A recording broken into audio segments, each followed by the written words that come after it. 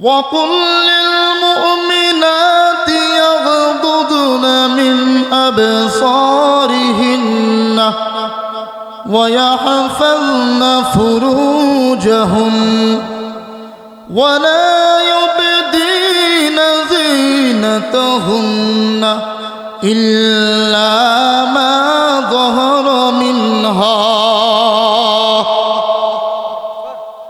ও পয়গম্বর, আপনার উম্মতের মহিলাদেরকে, নারীদেরকে জানায় দিন, বলে দিন, তারাও যেন তাদের চোখকে কুদৃষ্টি থেকে বাঁচায় এবং তারা যেন তাদের লজ্জাস্থানের হেফাজত করে। রব্বুল আলামিন অন্য আয়াতের মধ্যে বলেন, ওয়াকরনা ফি বুয়ুতিকুন্না ওয়ালা তাবাররাজনা তাবাররুজাল জাহিলিয়াতিল উলা।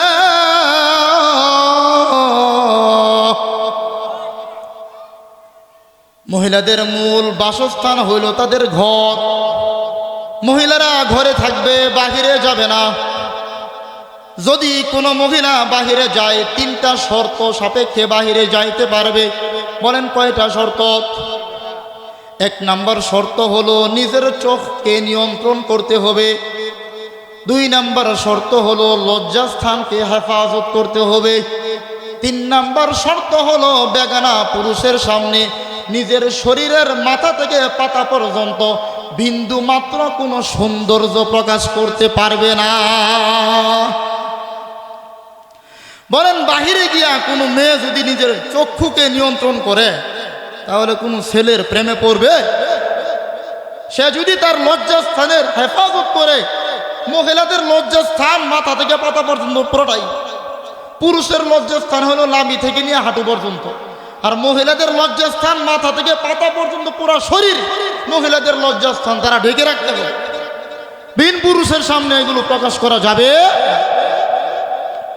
এখন বাহিরে যাওয়ার পরে সে যদি চোখের হেফাজত করে, লজ্জাস্থানের হেফাজত করে এবং নিজের সৌন্দর্য প্রকাশ না করে, তাহলে তার প্রেমে কোনো ছেলে পড়বে? তার দিকেও কোনো ছেলে আকৃষ্ট হবে না, সেও কোনো ছেলের দিকে আকৃষ্ট হবে না। আর যুবক তার গায়ে টাচ করবে তো দূরের কথা। বলেন ঠিক কি ঠিক কিনা? মুহতারাম হাজিরিন, বলতেছিলাম সমাজের মধ্যে গানবাদ্য বেড়ে গেছে, বেহায়াপনা বেড়ে গেছে, উলঙ্গপনা বেড়ে গেছে, নেশা বেড়ে গেছে।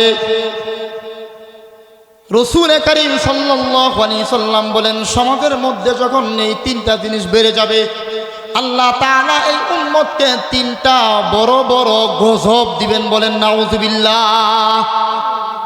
1 নম্বর গজব হলো বিভিন্ন সময় আল্লাহ তাআলা ভূমিকম্প দিবে। আফসোসের বিষয় হইল গত 2-1 দিন আগে বিশাল বড় ভূমিকম্প হয়েছে 10টা 38 আমার জীবনে এত বড় ভূমিকম্প কখনো দেখি নাই। আরো আফসোসের বিষয় হইল 10টা 38 যেই ভূমিকম্পের সূচনা হয়েছে, এই ভূমিকম্পের মূল উৎপত্তি স্থল হলো নরসিংদী। বলেন নাউযুবিল্লাহ।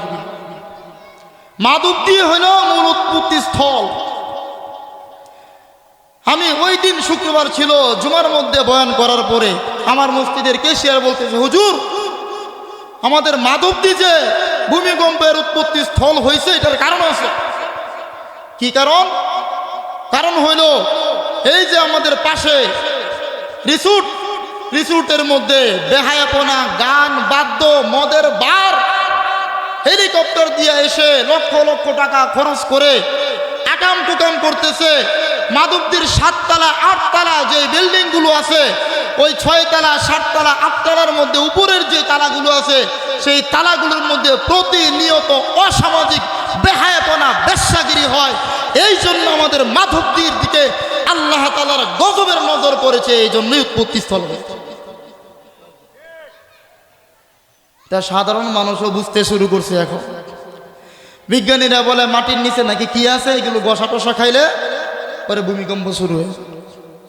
আচ্ছা আপনাদের কথা মানলাম, মাটির নিচে কি আছে, এটা গসা টসা খাইলে কি হয়, ভূমিকম্প শুরু হয়। কিন্তু গসা লাগানোর মালিক কে? তাহলে আল্লাহ তাআলা তো গোসা না লাগাইতেও পারেন, তো আল্লাহ তাআলা গোসা কেন লাগাইলেন? ওই যে আকাম কুকাম করতেছি আমরা, আল্লাহ বলে রাখছে এই খারাপ কাজগুলো যখন উম্মত করবে তখন আমি আল্লাহ তাআলা এই উম্মতের মধ্যে ভূমিকম্প দিব এবং এই উম্মতের আকৃতি বিকৃতি করে দিব। বলে নাউজুবিল্লাহ। আগে আল্লাহ তাআলা সরাসরি মানুষ আল্লাহ তাআলার কথা না মানলে মানুষকে শূকর বানায় দিছে, কুকুর বানায় দিছে, বানর বানায় দিছে, একসাথে পুরা জাতিকে আল্লাহ তাআলা ধ্বংস করে দিছে। হযরত নূহ আলাইহিস সালাতু ওয়াস সালামের জমানায় পুরা পৃথিবী বন্যা দিয়া প্লাবন দিয়া সব মেরে ফেলেছে। হযরত লূত আলাইহিস সালাতু ওয়াস সালামের সম্প্রদায়কে ফেরেশতা দিয়া পুরা জাতি এক হাতের মধ্যে উঠায়া উল্টা করে চাপা দিয়ে সবগুলোকে ধ্বংস করে দিছে। আমাদেরকে কি একসাথে সবালে মারে? মারে না, কিছু রাখে কিছু বাঁচায়, কিছু রাখে। কারণ কি? কারণ হলো আমার আপনার নবী সরদার দু আলম মুহাম্মদ আরবি সাল্লাল্লাহু আলাইহি ওয়াসাল্লাম আল্লাহ রাব্বুল আলামিনের কাছে দোয়া করে গেছেন, ও রব্বুল আলামিন, ও পরওয়ারদিগার আলম, পূর্ববর্তী জাতিগুলো অপরাধ করার কারণে একসাথে ধ্বংস করে দিয়েছেন। আল্লাহ গো, আমার উম্মত বিভিন্ন সময় যদি কোনো অপকর্মে লিপ্ত হয়ে যায়, গুনাহে লিপ্ত হয়ে যায়, আর তাদের গুনাহের কারণে তাদের উপর আপনি অসন্তুষ্টি হন, অসন্তুষ্টি হইয়া কিন্তু আমার সবগুলো উম্মতকে একসাথে মাইরেন না। বলেন সুবহানাল্লাহ। নবীর এই দোয়া আল্লাহ তাআলা কবুল করেছেন। এই জন্য আল্লাহ তাআলা করুণা দিছে, কিছু মারছে কিছু রাখছে। আল্লাহ তাআলা সিডর দেয়, কিছু মারে কিছু রাখে। আল্লাহ তাআলা আইলা টর্নেডো দেয়, কিছু রাখে কিছু মারে। আল্লাহ তাআলা ভূমিকম্প দেয়, কিছু রাখে কিছু মারে। তো বর্তমানে নবীজি দোয়া যেহেতু করে গেছে, এই জন্য সরাসরি কুকুর বানায় না, শূকর বানায় না, বানর বানায় না, কিন্তু প্যারালাইসিসের রূপ দেয়। বলেন দেয় কি দেয় না? মুখ বাঁকা হয়ে গেছে, চেহারা বোঝা যায় না, দেখা যায় না। হাত আছে কিন্তু নাড়তে পারে না, পা আছে চলতে পারে না। বলেন হয় কি হয় না? তাহলে উম্মতের মধ্যে যখন এই সমস্ত গুনাহের কাজ প্রকাশ পাবে, আল্লাহ তাআলা রাগ হয়ে আল্লাহ তাআলা প্যারালাইসিসের মতো গজব দিয়া গ্রেফতার করবেন। বলেন নাউজুবিল্লাহ। 3 নম্বর গজবের নাম হলো পাথরের বৃষ্টি।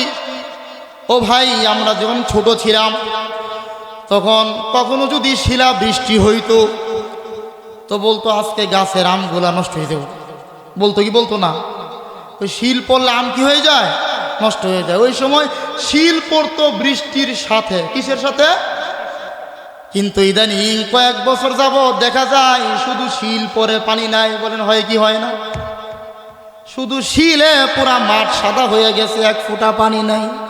বুঝতে হবে আমাদের অপকর্মের কারণে আল্লাহ তাআলা আমাদের কাছে শিলা বৃষ্টি নাজিল করে গজব নাজিল করছেন আর সতর্ক করতেছে, বান্দা আমি কিন্তু ওয়াদা করেছি, আমার পয়গম্বর কিন্তু তোমাদেরকে জানায় দিয়েছে, তোমরা যখন গান বাদ্য করবে, নাচানাচি করবে, উলঙ্গপনা করবে, বেপরদিগি করবে, বেহায়াপনা করবে, আমি আল্লাহ তাআলা তোমাদেরকে পাথরের বৃষ্টি দিয়া তোমাদেরকে ধ্বংস করে দিব।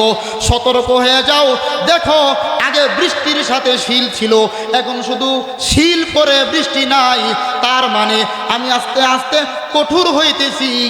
একসঙ্গে আমি আল্লাহ তাআলা শিলকে পাথর বানায়া তোমাদেরকে ধ্বংস করব। বলেন নাউজুবিল্লাহ। আলামত বুঝতেছেন কিছু? আল্লাহ তাআলা রাগের কঠোরতা, প্রখরতা বোঝা যাচ্ছে। আগে পানি ছিল, এখন কি হইতেছে? শিল। এখন শিল আছে, কিছুদিন পরে কি হয়ে যাবে? পাথর। মুহতারাম হাজিরিন, বলতেছিলাম গোটা পৃথিবীর মধ্যে সবচেয়ে উৎকৃষ্ট জায়গা হলো মসজিদ, আর সবচেয়ে খারাপ জায়গা হলো বাজার। এখন বুঝেন বাজার কেন খারাপ, বুঝছেন?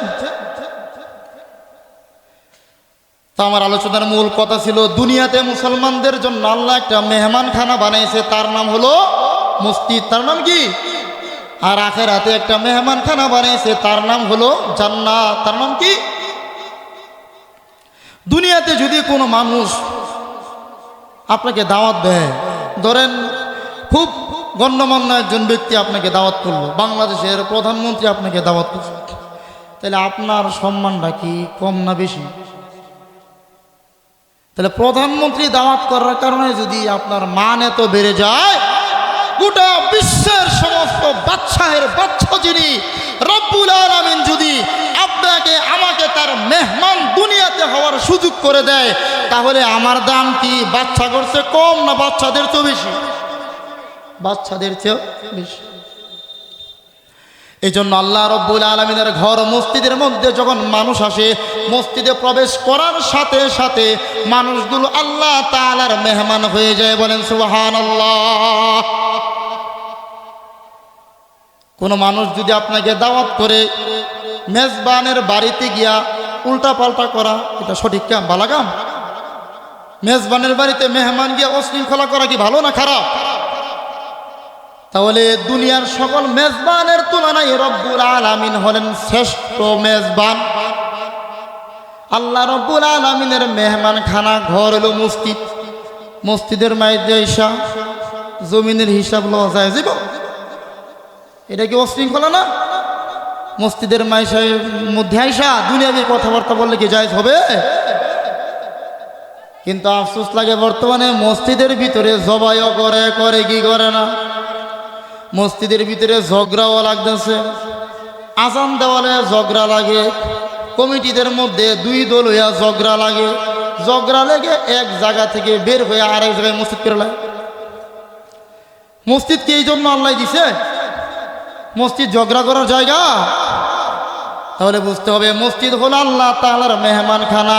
দুনিয়ার মেজবানের ঘরে গিয়ে আপনি যেরকম সভ্য হইয়া থাকা পছন্দ করেন, আল্লাহ রব্বুল আলামিনের মেহমান খানার মধ্যে এসেও অত্যন্ত সভ্য ভদ্র হয়ে থাকতে হবে। বলেন ঠিক কিনা? মসজিদের মধ্যে আসা ক্ষমতার দাপট। আমি একটা কথা বলে দেই মসজিদ কমিটিদের উদ্দেশ্যে, মসজিদ মাদ্রাসার কমিটি যারা হবেন, মসজিদ মাদ্রাসার মধ্যে নিরপেক্ষ থাকবে।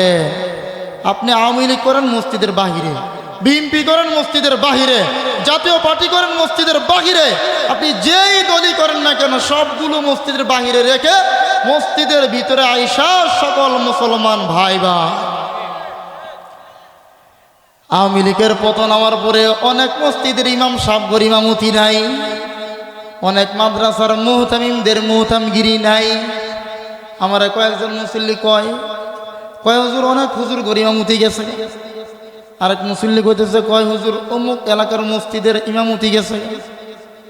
আমি কই কারণ কি জানেন? কারণ হইল আওয়ামী লীগের আমলে উনি আওয়ামী লীগকে খুব সাফাই দিয়ে গেছে। উনি ইমাম সাহেব, উনি তো কোনো এক দলের পক্ষ নেবেন না, উনি নিরপেক্ষ থাকবেন। আওয়ামী লীগ ওনার ভাই, বিএনপি ওনার ভাই, জাতীয় পার্টি ওনার ভাই। আওয়ামী লীগের আমলে যে ইমাম সাহেব আওয়ামী লীগের সাফাই দিয়ে গেছে, আওয়ামী লীগ নাই বিএনপির হেরা আসে দুইটা ইমাম সাহেব বাদ। আবার যদি বিএনপি আসে ইমাম সাহেব যদি বিএনপির গুণ গায়, বিএনপি গেলে ওরা আওয়ামী লীগ গেলে আওয়ামী লীগের ইমাম সাহেব বাতিল। আবার কমিটি যারা আওয়ামী লীগপন্থী যদি মসজিদে এসে আওয়ামী লীগ গিয়ে দেখায়, বিএনপি আসলে আওয়ামী লীগ কমিটিও কি হয়ে যায় বাতিল। এই জন্য মসজিদ মাদ্রাসার মধ্যে কমিটি হোক, ইমাম সাহেব হোক, মুহতামিম হোক, দায়িত্বশীল যারা থাকবে তারা নিরপেক্ষ থাকবে। রাজনৈতিক যত আপনার প্রভাব আছে সব কিছু মসজিদ মাদ্রাসার বাহিরে রাইখা ভাই ভাই হয়ে আল্লাহর ঘর মসজিদে আসবো। বলেন ঠিক কি ঠিক না? মুহতারাম হাজিরিন, রাসূল করিম সাল্লাল্লাহু আলাইহি সাল্লাম বলেন মসজিদ হলো আল্লাহ রব্বুল আলামিনের মেহমানখানা। কোন বান্দা যদি আল্লাহ রব্বুল আলামিনের ঘর মসজিদে প্রবেশ করে সাথে সাথে আল্লাহ তাআলা এই বান্দাটাকে তার মেহমান বানায় নেন। বলেন সুবহানাল্লাহ। মেহমানখানার মধ্যে গেলে মেহমানদারি আছে না? মসজিদের মধ্যে ঢুকার পরে মেহমানদারি বলবো কি? রাসূল করিম সাল্লাল্লাহু আলাইহি সাল্লাম বলেন কিরাহুল মাগফিরাহ, যেই বান্দা আল্লাহ রব্বুল আলামিনের ঘর মসজিদের মধ্যে প্রবেশ করলো, আল্লাহ তাআলা ওই বান্দাটাকে তার মেহমান বানাইয়া 80 বছর সিজদা না করলেও 80 বছর আল্লাহকে না ডাকলেও 80 বছর পরে অনুভূতি হওয়ার পরে আল্লাহর ভয়ে মসজিদে আইসা সেজদা দেওয়ার সাথে সাথে আল্লাহর পক্ষ থেকে মেহমানদারি স্বরূপ তার পিছনের সমস্ত গুনাহগুলোকে মাফ করে দেবেন সুবহানাল্লাহ। আর একটা মেহমানখানা হলো আখিরাতে, বলেন কোথায়? আখিরাতের মেহমানখানা হলো জান্নাত। কি জান্নাত? ইন্নাল্লাযীনা ক্বালু রাব্বুনাল্লাহ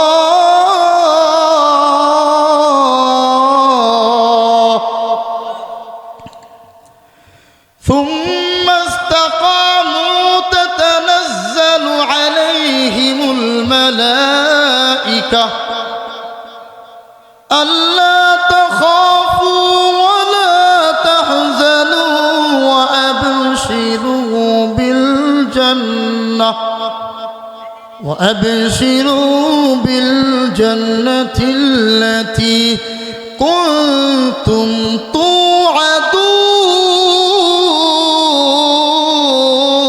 توعدون نحن أولياؤكم في الحياة الدنيا وفي الآخرة ولكم فيها ما تشتهي أنفسكم ولكم فيها ما تدعون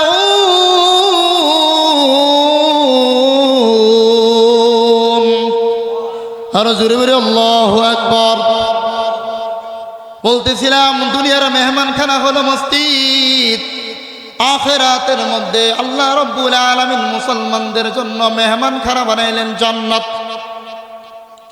নুজুলাম মিন গফুরির রহিম। আল্লাহ রাব্বুল আলামিন বলেন, আমার যেই বান্দারা দুনিয়ার জিন্দেগিতে সৎ কাজ করবে, নেক আমল করবে, ওই যে আলমে আরওয়াহের মধ্যে একটা ছিল রুহের জগৎ। কিসের জগৎ? আমরা এক সময় কিসের জগতে ছিলাম? রুহের জগতে ছিলাম। ওই রুহের জগতে আল্লাহ রাব্বুল আলামিন বলেছিলেন, আলাস্তু বিরাব্বিকুম, এই তোমরা বলো আমি কি তোমাদের প্রতিপালক নই কি? ক্বালু বালা, আমরা প্রত্যেকেই বলেছিলাম আল্লাহ আপনি আমাদের প্রতিপালক। সেই দিকে ইশারা করে আল্লাহ রাব্বুল আলামিন বলতেছেন, ইন্নাল্লাযীনা ক্বালু রাব্বুনাল্লাহ,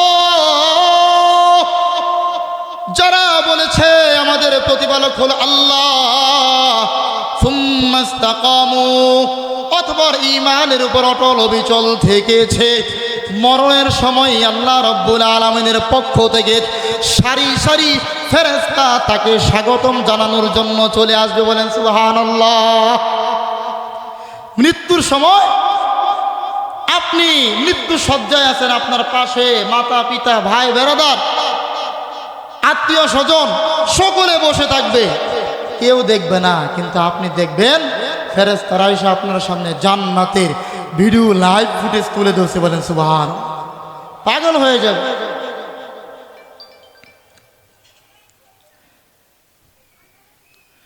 পাগল হয়ে গেছে, তখন সে পাগল হয়ে যাবে আর বলবে, ও বন্ধু আমাকে সেই জায়গায় নিয়ে যাও, আমি সেখানে চলে যাইতে চাই, সেখানে চলে যাইতে চাই।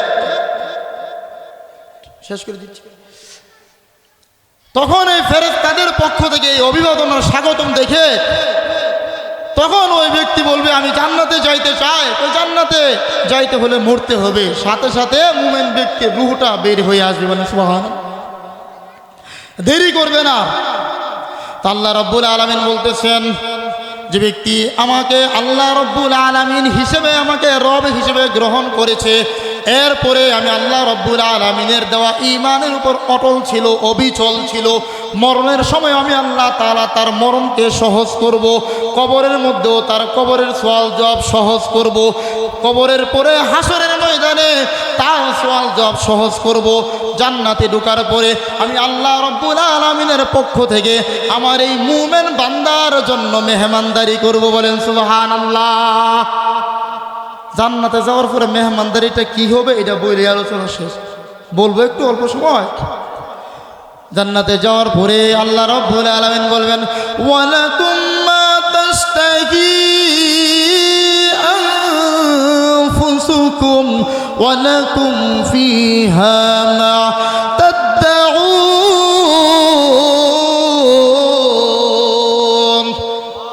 ও বান্দা, দুনিয়াতে থাইকা ঈমানের উপর চলার জন্য অনেক কষ্ট করতে হয়েছে। ঈমানের কথা বলার কারণে জেলের মধ্যে কষ্ট করতে হয়েছে, বিভিন্ন জনের বিভিন্ন কটু কথা শুনতে হয়েছে, নামাজ পড়তে মন চায় নাই, কষ্ট করে নামাজ পড়তে হয়েছে, শীতের দিনে ঠান্ডা পানি দিয়া ওযু করতে মন চায় নাই, কষ্ট করে ওযু করেছ। দুনিয়ার মধ্যে থেকে ঈমানের উপর থাকার জন্য কাফের বেঈমানদের মোকাবেলা করে গলার মধ্যে ছুরি চালায় দিব, তোমাকে মেরে ফেলবে, মরতে রাজি ছিলা, ঈমান ছাড়তে রাজি ছিলা না। এত কষ্ট করে যেহেতু তুমি ঈমানের উপর অটল ছিলা, আজকে জান্নাতে আসার পরে আমি মাওলার পক্ষ থেকে তোমার জন্য মেহমানদারি হলো। বান্দারে, দুনিয়াতে যা চাইছো সব পাইতা না। দুনিয়াতে অনেক তোমার চাওয়া পাওয়া ছিল, অনেক মনের আশা ছিল, হায়াত শেষ হয়ে গেছে, আশা পূর্ণ হয় নাই। তোমার মনে আশা ছিল 10 তলা বিল্ডিং বানায় না, বিল্ডিং বানায় তুমি সেখানে আরামসে থাকবা, কিন্তু হায়াত শেষ হয়েছে, বিল্ডিং বানাইতে পারো নাই। দুনিয়ার মধ্যে বিভিন্ন রকমের অনেক আশা ছিল, কিন্তু হায়াত শেষ হয়ে গেছে, মারা গেছো, তোমার আশা শেষ হয় নাই।